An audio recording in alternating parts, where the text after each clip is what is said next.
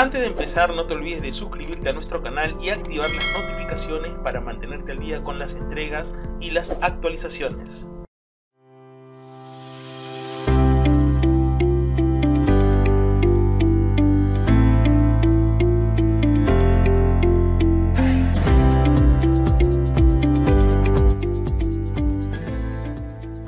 Rockefeller, segunda parte. Temían las tentaciones de la riqueza, pero un visitante describió su propiedad como el sitio que Dios había creado si hubiera tenido dinero. Amasaron una fortuna que agravió a una nación democrática y luego la donaron, transformando a Norteamérica. Fueron lo más cercano a una familia real. Pero los Rockefeller rehuían del público, refugiándose tras los muros de su palaciego hogar en Pocántico, Nueva York.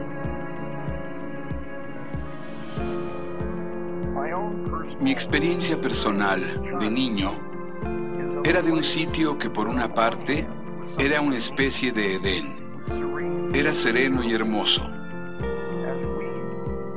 Cuando crecimos, muchos de nosotros empezamos a percibir a Pocántico como una especie de prisión que nos apartaba del mundo exterior. La familia se sintió acosada por la controversia en torno a John D. Rockefeller, rey de la Standard Oil. Visto como un cruel depredador, como la encarnación del mal, había creado un imperio industrial y una fortuna personal a un nivel que el mundo no conocía. El gran drama de los Rockefeller era manejar la riqueza, manejarla como un hecho físico, encargarse de esa fortuna que crecía día con día en una forma que no podían controlar. Pero también tenían que enfrentar este hecho como una cuestión moral. ¿Cómo se controla? ¿Cómo se controla uno mismo? En el drama de los Rockefeller, a John D. hijo se le asignó un papel casi imposible. Aquí estaba el hijo de uno de los empresarios más polémicos de Norteamérica que tenía que hallar a fuerza de carácter una forma para cambiar la imagen y la dirección de la familia sin repudiar abiertamente al padre que amaba. En su lucha por la redención y por la respetabilidad, John D. hijo llevaría a la familia al pináculo del poder norteamericano. Uno de sus hijos buscaría el premio mayor, la presidencia, provocando en otra generación ira y hostilidad. Hay 1.000.000 de preguntas que tendrá que responder, señor Rockefeller, porque usted y sus hermanos son un problema para el país. Durante más de un siglo, la riqueza e influencia de los Rockefeller atrajeron atención y sospecha, amenazando con dividir a la familia. ¿Por qué queremos preservar este poder? ¿Por qué queremos dedicar nuestras vidas a conservar estas instituciones que fueron creadas por la familia? ¿Cuál es el propósito de todo esto? Creo que muchos de nosotros nos dimos cuenta que el verdadero dilema es la integración del poder con la bondad.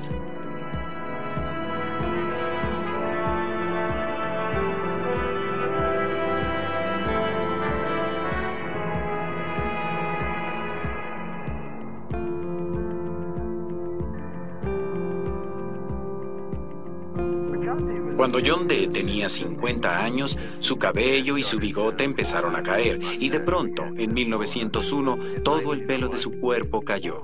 No solo el de la cabeza, sino de todo el cuerpo. Esto fue algo devastador y humillante para él, porque cuando uno ve sus fotografías completamente calvo a principios de 1900, parece que tenía 70 u 80 años. Rockefeller anhelaba el fin de su larga carrera, pero ahora el escándalo que rodeaba su ascenso al poder sería resucitado con todo detalle.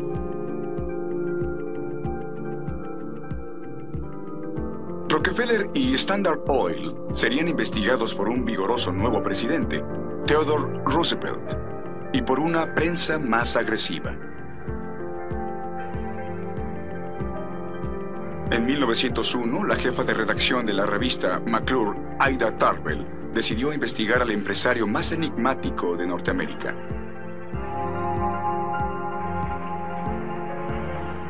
Ella empezó su investigación con un emotivo viaje a Pensilvania, en donde petroleros como su padre y su hermano habían enfrentado a Standard Oil.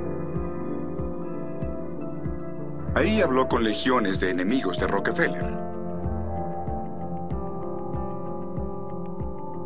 La tarea que me aguarda es monstruosa, escribió. Sueño con el pulpo día y noche y no puedo pensar en algo más.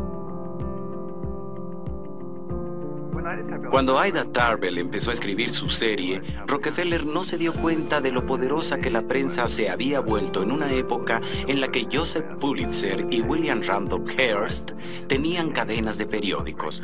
No conocía la sofisticación de periodistas como Ida Tarbell, capaces de abordar un tema muy complejo, rasgarlo y desmenuzar la vida de una persona o de una institución. En 1902, las revelaciones de Tarbell atraparon a la nación.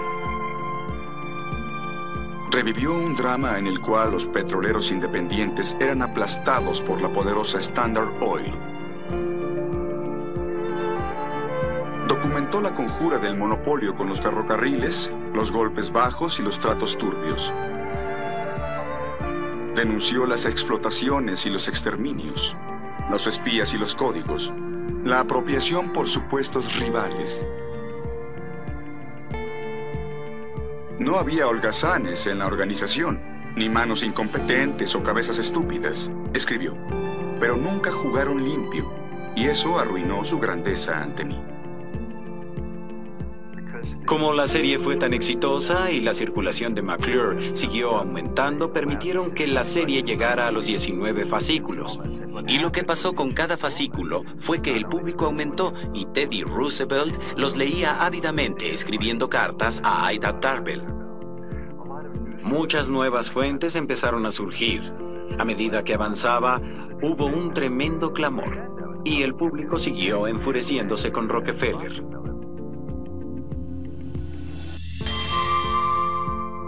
El presidente Theodore Roosevelt lo llamó infractor de la ley. El novelista León Tolstoy pidió que ningún hombre honrado trabajara con él. Rockefeller fue llamado pirata, bucanero, magnate ladrón. Recibía torrentes de cartas injuriosas y hasta amenazas de muerte. Sin embargo, rehusó responder a cualquiera de los cargos en su contra. Del silencio de su madre frente al escándalo familiar aprendió, como él decía, a dejar que el mundo hablara.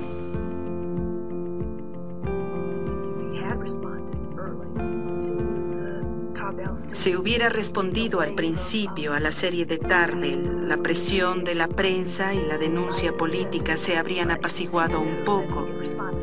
Pero él sabía que podía contestar algunas cosas de la serie y decir eso no es cierto. Pero también sabía que había muchas otras cosas que eran ciertas. Sobre los reembolsos, el soborno y demás. Creo que al final supo que no tenía opción.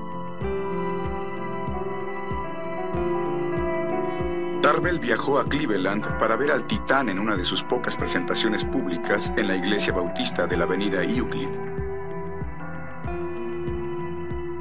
Había una terrible vejez en su rostro, dijo. El hombre más viejo que he visto. El señor Rockefeller se convirtió en el hombre más adinerado del mundo, pero lo ha pagado. Solo eso puede explicar semejantes arrugas. Tarbell describió el comportamiento agitado de Rockefeller, la forma en la que buscaba en los pasillos a sus posibles enemigos. Y concluyó, el señor Rockefeller, con todo su poderío, tenía miedo a los de su clase.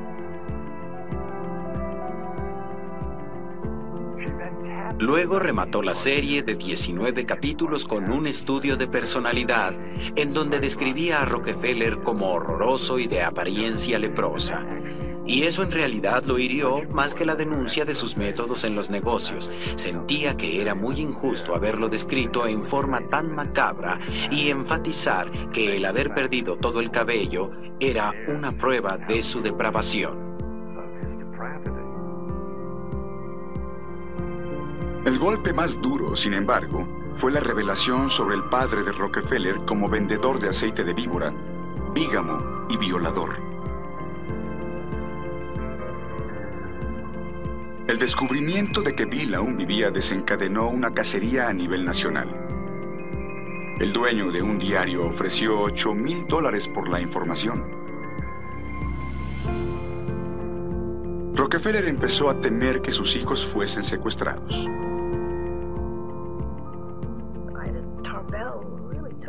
Ida Tarbell realmente causó bajas en la familia. John hijo ciertamente sufrió lo que podría describirse como una catastrófica depresión nerviosa.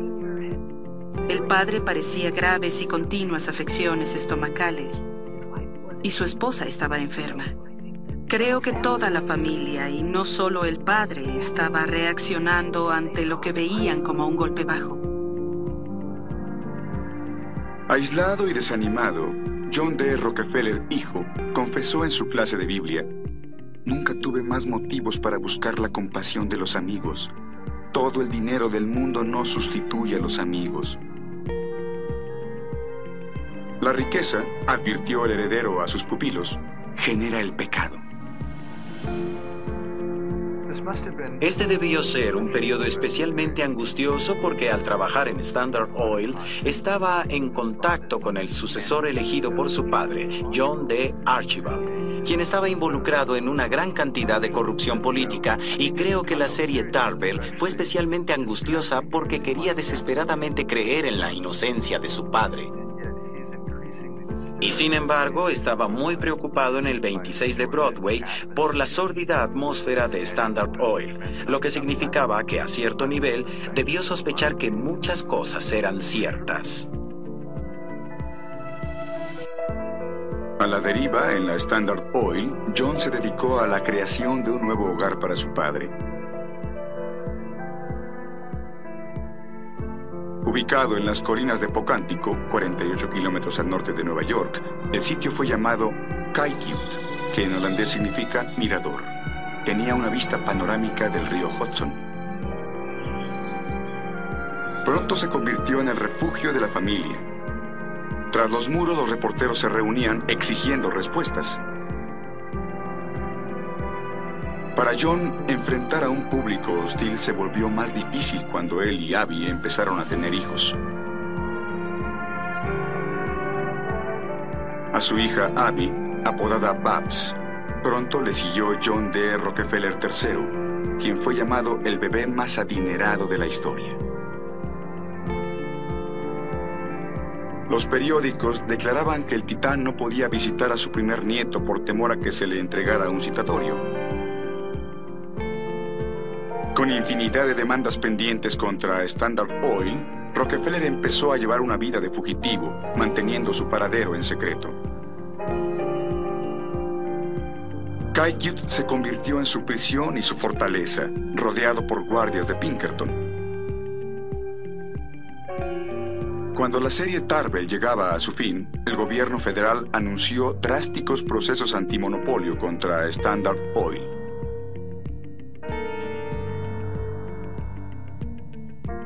El padre estaba decidido a continuar, seguro de su rectitud. El hijo no pudo.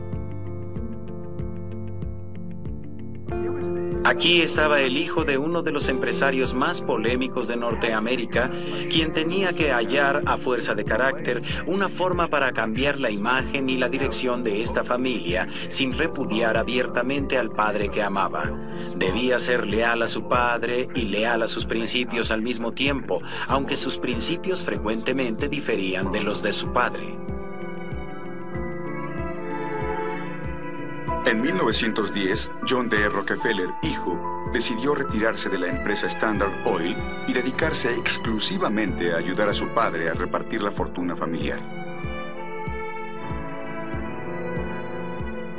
Con su hijo a su lado, el padre creó la Fundación Rockefeller, dotada de $100 millones. Su ambiciosa meta era promover el bienestar de la humanidad en todo el mundo. Alguna gente tal vez tuvo problemas para aceptar al padre como el más grande filántropo de su época. Creo que es importante resaltar que el padre nunca tuvo un momento de preocupación. La idea de que donó cientos de millones de dólares para aliviar su culpabilidad es absurda. La noción de que el hijo se convirtió en un gran filántropo por preocupación y culpabilidad no es tan fácil de explicar. John era un hombre plagado de dudas.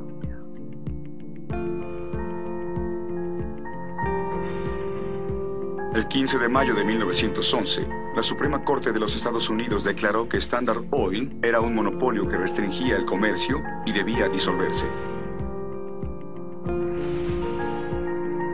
Rockefeller supo de la decisión mientras jugaba al golf en Cayuga con un sacerdote de la Iglesia Católica, el padre J.P. Lennon.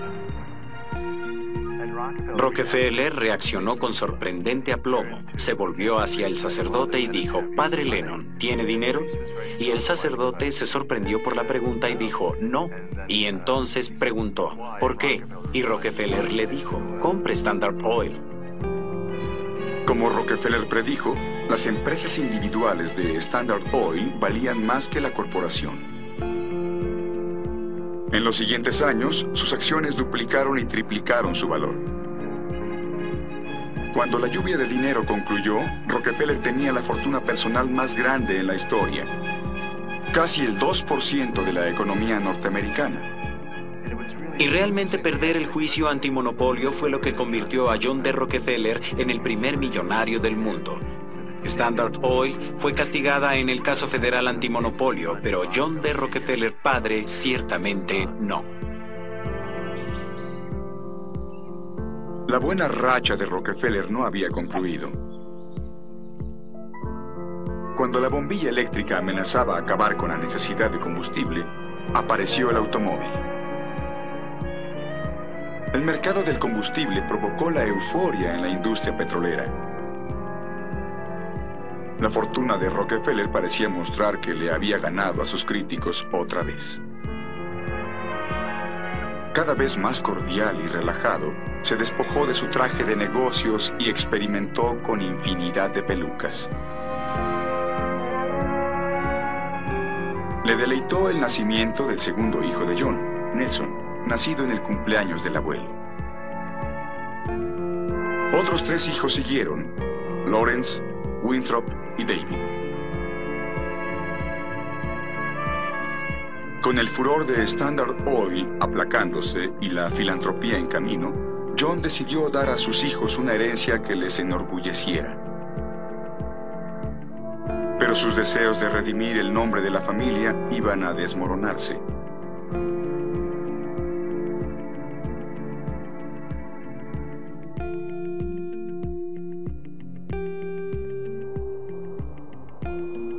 En el otoño de 1913, bajo los majestuosos picos de las Rocosas, una disputa laboral estaba hundiendo a las minas de carbón al sur de Colorado.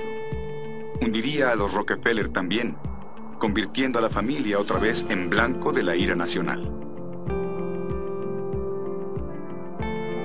La explosión surgió el 23 de septiembre en las colinas de Ludlow. 8,000 mineros declararon la huelga a una empresa de Rockefeller, Hierro y Combustible de Colorado, exigiendo mejores condiciones de vida y de trabajo. La empresa de inmediato desalojó a los huelguistas de sus hogares. Las familias fueron llevadas a unas casas de campaña a las afueras de la empresa.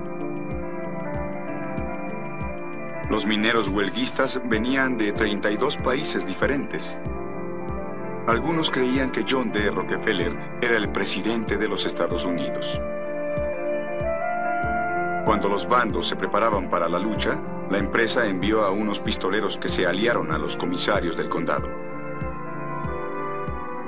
Los organizadores sindicales llegaron a Colorado, incluyendo a la fogosa Madre Jones, quien encabezó una protesta en la capital.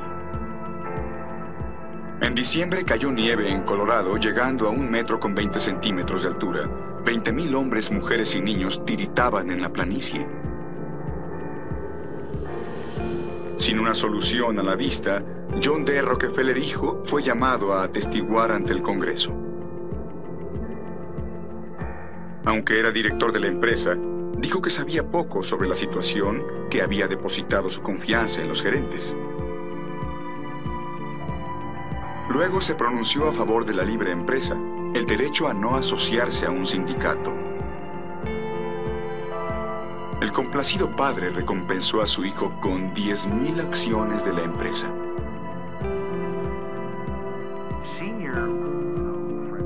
El padre no era amigo de los sindicatos y el hijo lo secundó, sin pensarlo realmente, sin darse cuenta que estaba dañando a los hombres que trabajaban para él, sin analizar lo que estaba causando a las comunidades y sin darse cuenta cómo podía afectarle.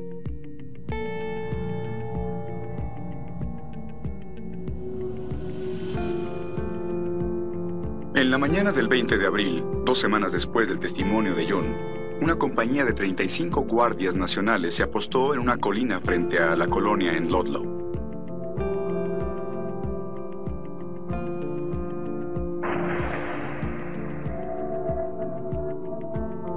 Cuando un disparo surgió de un sitio impreciso, los guardias empezaron a abrir fuego con ametralladoras y la batalla campal empezó. Las familias se resguardaron de las balas en refugios bajo las casas de campaña. Los gritos traspasaban el fragor de la batalla. Al anochecer, cuando el tren local del sur llegó a Ludlow, las familias atrapadas en el terror aprovecharon la oportunidad para huir tras la barrera de 36 vagones.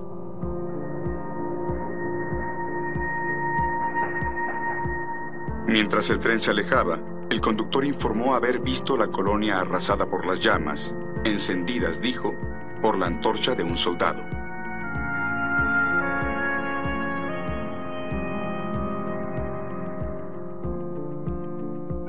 La magnitud de la tragedia salió a la luz al día siguiente. En un refugio bajo una de las casas, fueron hallados los cuerpos de 2 mujeres y 11 niños. El New York Times informó que se habían asfixiado como ratas atrapadas, más aterrados por las balas que pasaron por sus cabezas que por las llamas. Los relatos difieren, pero la masacre cobró al menos 45 vidas.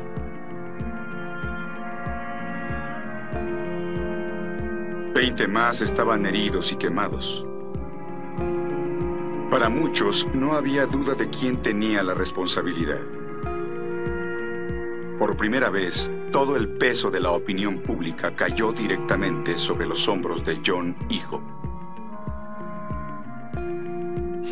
Aquí estaba John D. Rockefeller, hijo, quien sinceramente intentaba redimir el nombre de la familia, quien trataba de distanciarse del pasado de la corporación y de todos los actos sin escrúpulos que a su padre le habían atribuido. Y de pronto, él estaba siendo acusado de algo peor de lo que su padre había sido acusado, es decir, la complicidad en las muertes de Ludlow.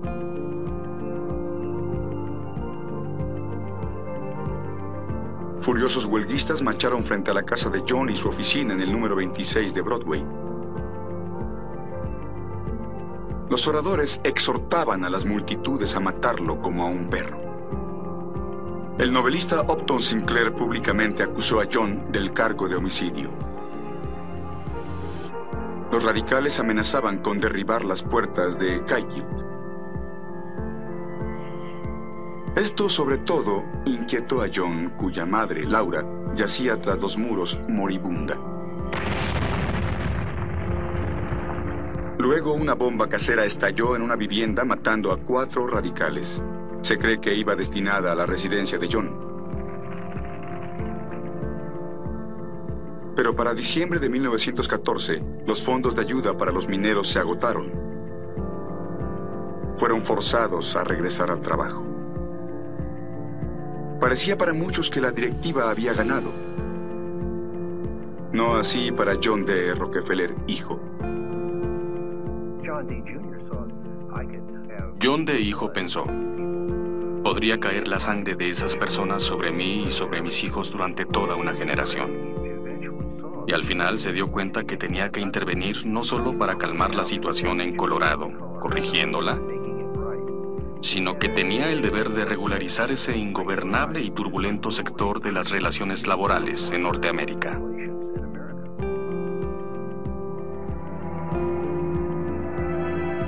Uno de los primeros signos de la transformación de John surgió cuando fue llamado a atestiguar ante una comisión gubernamental que investigaba la huelga.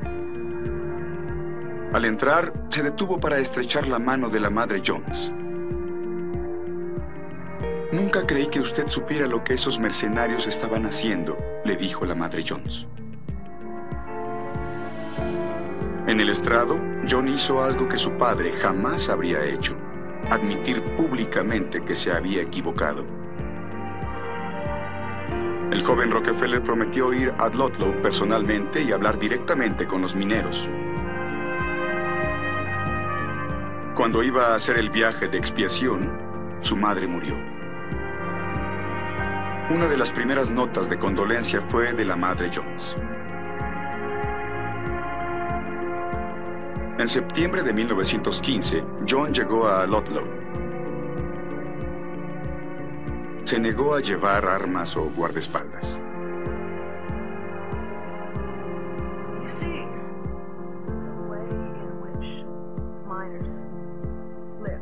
Vio la forma en la que los mineros vivían. Vio lo delgados que eran los niños.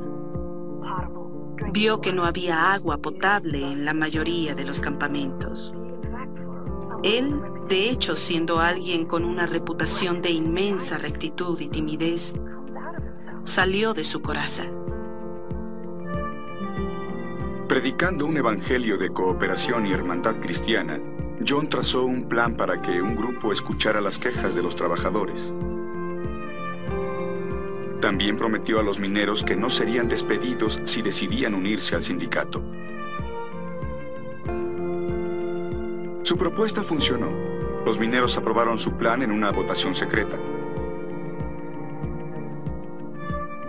El siempre tímido John tomó la mano de la esposa de un minero y alegremente empezó a bailar cuando una banda entonó el vals de la indecisión.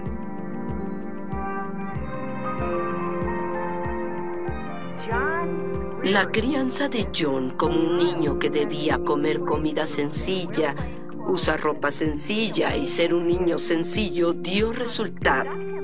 Supo cómo comportarse con los mineros y sus familias, quienes vivían en casas de campaña y con grandes privaciones.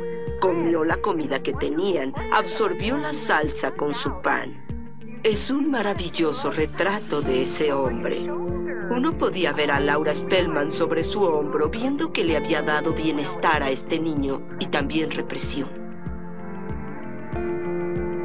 Vender el plan al consejo de la empresa no fue fácil. John despidió al representante de los Rockefeller. Cuando los consejeros de su padre protestaron, llamó a su propio equipo.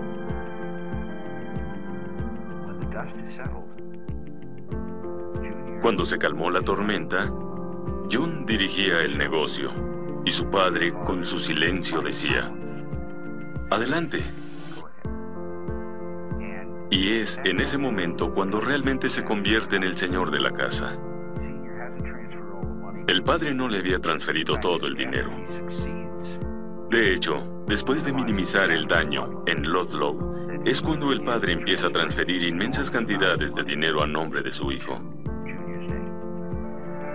De niño, John había aprendido el refrán bíblico que dice que es más fácil que un camello pase por el ojo de una aguja a que un hombre adinerado entre al reino de los cielos. Le atormentaba la imagen de su padre como un magnate ladrón, y John D. hijo vio que su misión en la vida era tratar de eliminar la mancha que parecía existir en torno a la riqueza de los Rockefeller, a la familia Rockefeller y al apellido Rockefeller. Hay Años atrás, el padre había sido advertido de que su vasta fortuna, como una avalancha, podría aplastarlo a él, a sus hijos y a los hijos de sus hijos. Ahora su hijo John enfrentaba ese peligro. Cuando se lanzó sin piedad a redimir el nombre de la familia, el peso de la fortuna de los Rockefeller amenazaría con abrumarlo.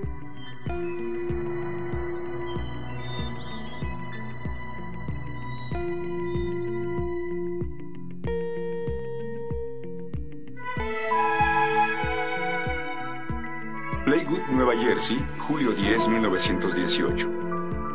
Querido hijo, te estoy entregando 166.072 acciones de la compañía Standard Oil. Querido hijo, te estoy dando $20.688.000 en bonos del estado de Nueva York. Querido hijo, te estoy enviando un cheque por $500.000. Estará disponible el próximo lunes. A principios de 1920, John D. Rockefeller había entregado cerca de 500 millones a su hijo. Y con eso, una gran responsabilidad, la administración de la gran fortuna. He sido bendecido sin medida al tener un hijo en quien confiar para cumplir esta importante misión. Con el más tierno afecto, tu padre. John D. hijo vio que la misión de su vida era intentar eliminar la mancha que existía en torno a la fortuna de los Rockefeller. Y en muchas formas, a través de su filantropía, tratar de finalmente justificar la acumulación de esta gran fortuna.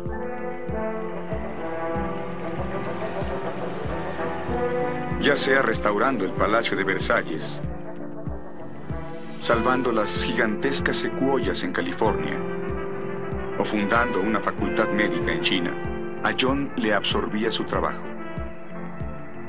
Al preguntarle a un reportero a dónde estaba su esposo, Abby Rockefeller respondió: ya no sé a dónde está John. Estoy segura de que está en alguna parte salvando al mundo. Podía invertir generosamente ese dinero y podía, en cierta forma, ser un titán en la misma forma en la que su padre lo fue. Invirtió en todas las áreas: medicina, ciencia, educación, las artes, política exterior. La presión fue demasiada para John. Muchas veces llegaba a casa al final del día con un punzante dolor de cabeza y se recostaba en su recámara con una compresa en la frente. Realmente estaba llegando al límite en una forma valiente y personal. Sus dolores de cabeza lo incapacitaron tanto que fue obligado a tomar un descanso en el sanatorio Battle Creek en Michigan, en donde se le diagnosticó agotamiento.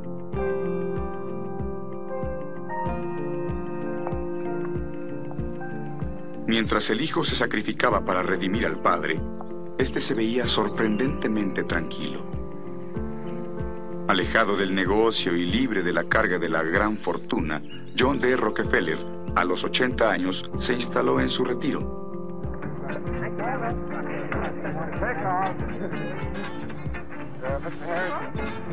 En su vejez, el padre mostró al mundo una faceta que solo aquellos que lo conocían bien habían visto, mientras el antiguo recluso actuaba ante las cámaras.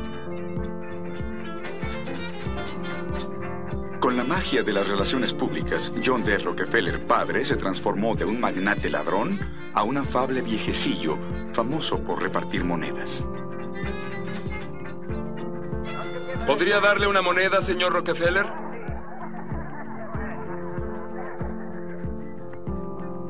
Gracias, señor. Todos los días aparecía en el campo de golf a las 12 horas con 12 minutos para entregarse a su pasatiempo favorito.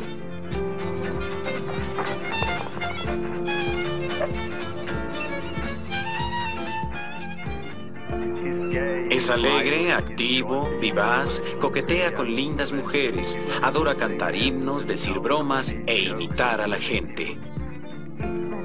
Pasaba las mañanas trabajando en la bolsa de valores y luego salía a jugar golf o a pasear en auto por la tarde, pero siempre con mujeres y niños. Todos notaban que le fascinaban las mujeres. Si se topaba con un grupo de lindas jóvenes, las invitaba a jugar golf o a almorzar. Uno de sus muchos rituales era que cada tarde a las 3:15, él y 8 o 10 personas salían a pasear al campo. Y John D. siempre se sentaba al centro del asiento trasero con una dama rolliza a su derecha y otra a su izquierda. Entonces tomaba una frazada y la subía hasta la barbilla, y entonces sus manos se deslizaban por debajo, al grado que a ese asiento lo llamaban ardiente. Hay un episodio conocido sobre una joven mujer que saltó del asiento gritándole al conductor: "Ese viejo debe ser esposado". Así que se hizo famoso por sus manos errantes y ese comportamiento. A la gente que lo conoció antes le parecía inusitado. Como primogénito y portador del nombre de la familia, a John D. Rockefeller III, un chico serio e introvertido, desde una edad temprana se le asignó el papel de heredero de la dinastía.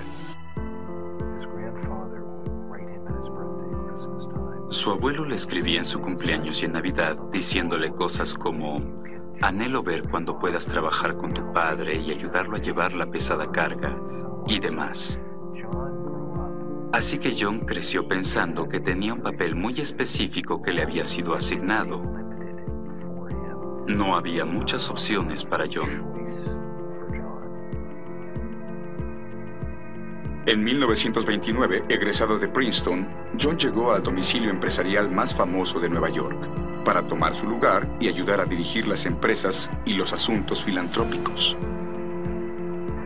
El debut del heredero más adinerado del mundo atrajo tanta atención que John decidió dar una conferencia de prensa.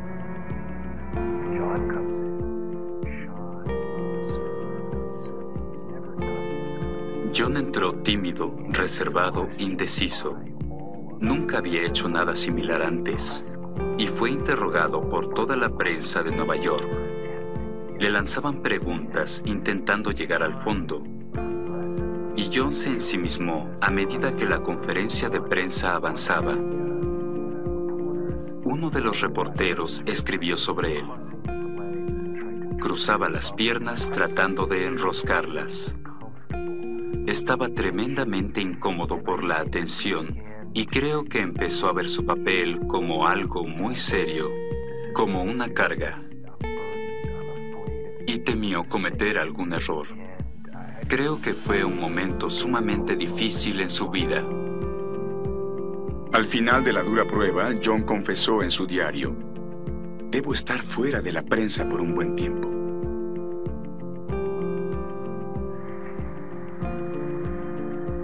En 1929, John D. Rockefeller, hijo, estaba dando los últimos toques a la iglesia de Riverside, una magnífica estructura que mandó construir en el lado oeste de Manhattan. Construida a escala monumental, Riverside se parecía a las grandes catedrales de Europa, pero solo en su arquitectura. Ciertamente recuerda a una catedral gótica. Pero así como las estatuas de santos y de mártires se colocan en las catedrales tradicionales, hay estatuas de científicos y de legisladores. Incluso hay una estatua de Darwin en la iglesia de Riverside. Eso era una proclamación.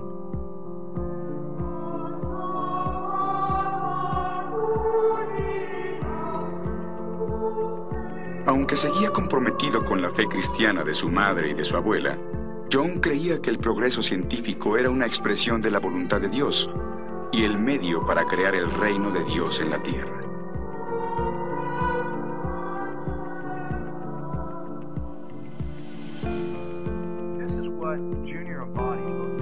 Eso es lo que el Hijo personifica, lo antiguo y lo nuevo.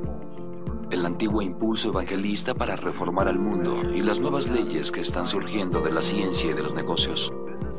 Y la eficiencia empresarial y la investigación científica se convierten en los nuevos medios, las nuevas herramientas para llevar a cabo las cruzadas de la reforma.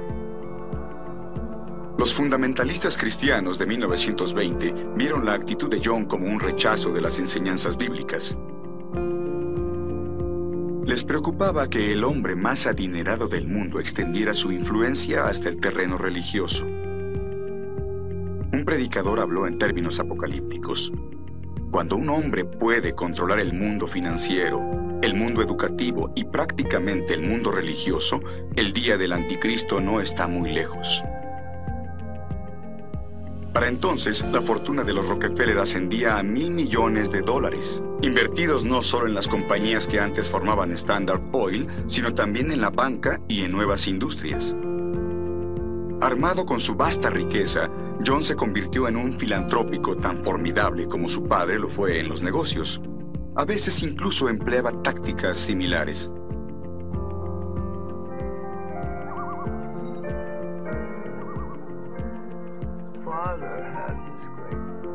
Mi padre sentía este amor y gozo al descubrir a donde estuviera, ya fuera en Maine, o Tarleton, o Wyoming, la belleza de la naturaleza para que la gente la viera.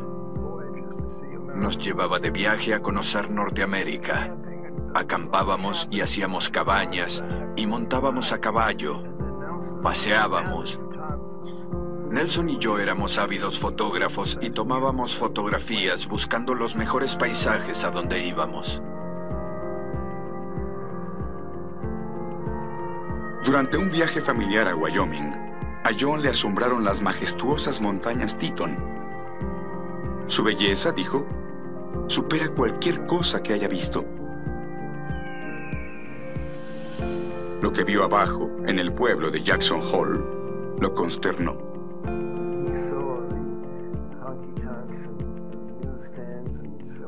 Vio las pobres casas y los puestos de periódicos y otras cosas que estaban poniendo frente a las hermosas montañas Teton, y eso lo convenció para comprar la tierra y donarla para lo que hoy es parte del Parque Nacional Teton.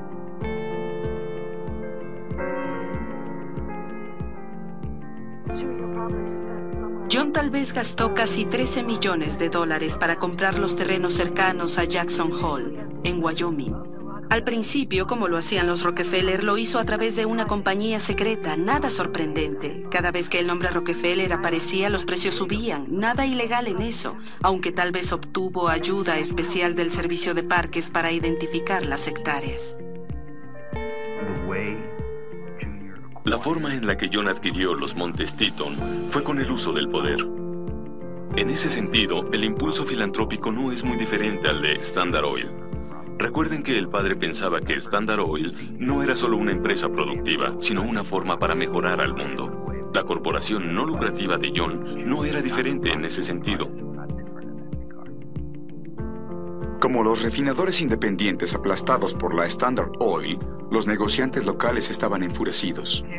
Halló tremenda oposición y resentimiento. Eran rancheros y ganaderos locales que pensaban que eran gente rica del este, que usaban sus influencias tratando de arruinar su forma de vida. Y no lo veían como un donativo, veían a esa millonaria familia que los estaba manipulando. Y fue una batalla prolongada.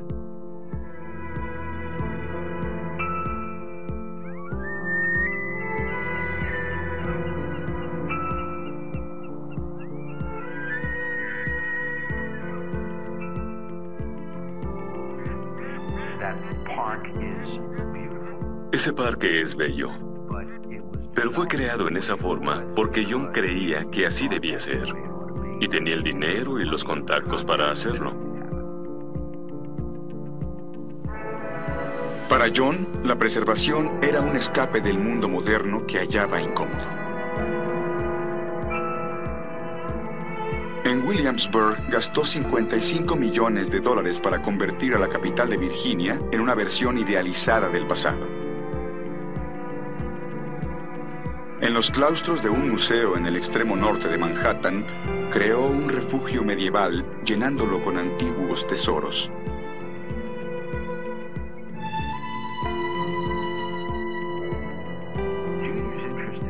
El interés de John por el arte estaba en el pasado. Le interesaba el arte antiguo, el arte histórico, y eso es lo que los claustros exhiben bellamente.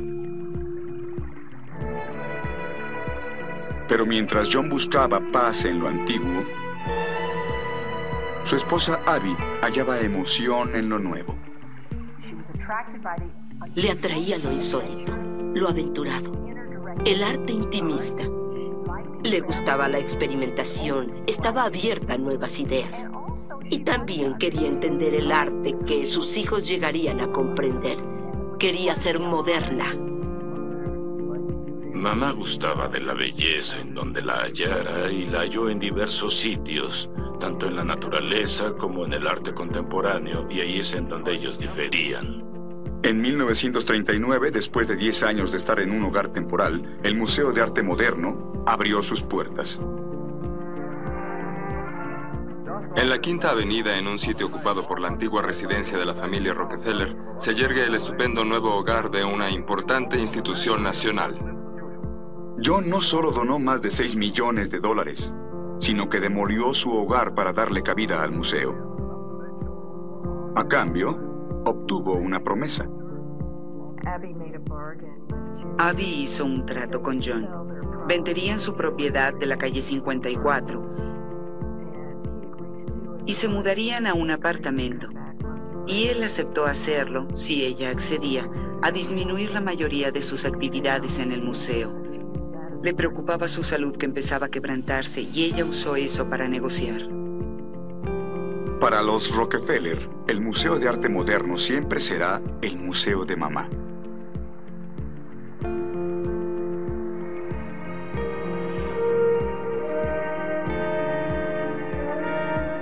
Si mamá tuvo un museo, papá tuvo un monumento.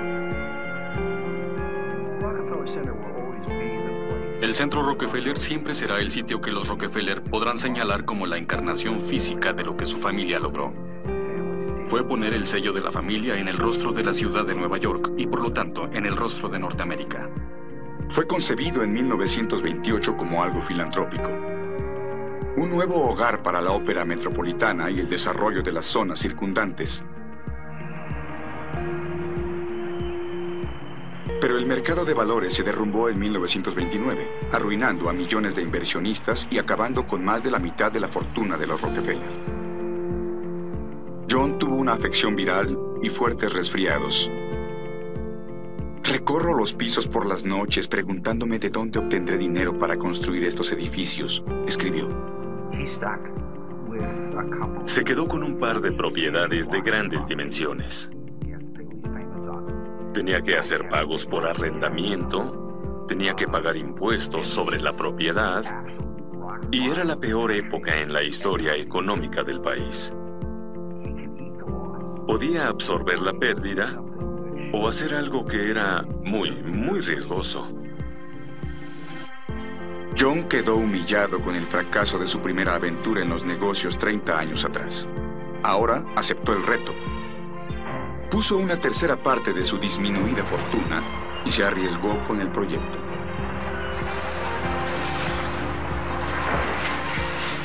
Con 13 edificios rodeando una torre de 70 pisos, el Centro Rockefeller fue diseñado a una escala épica, descrito como una mezcla de audacia y grandeza.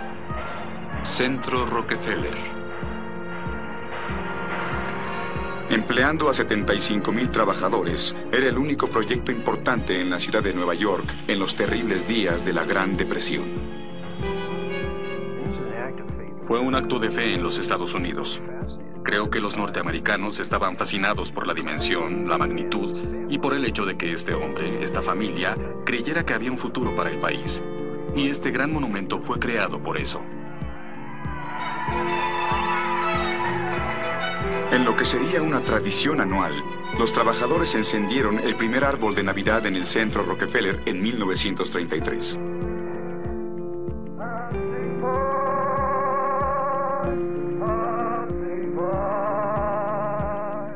En su vigorosa vejez, John D. Rockefeller hablaba de alcanzar los 100 años.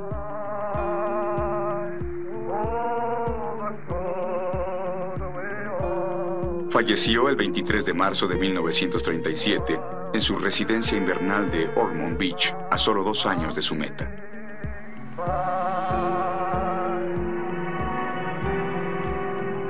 Hasta el final de sus días, el rey de la Standard Oil, calificado de monstruoso, perverso y cruel, creyó que estaba en paz con Dios.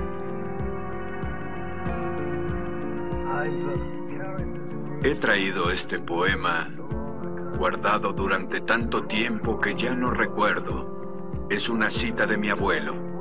Me enseñaron pronto a trabajar y a jugar.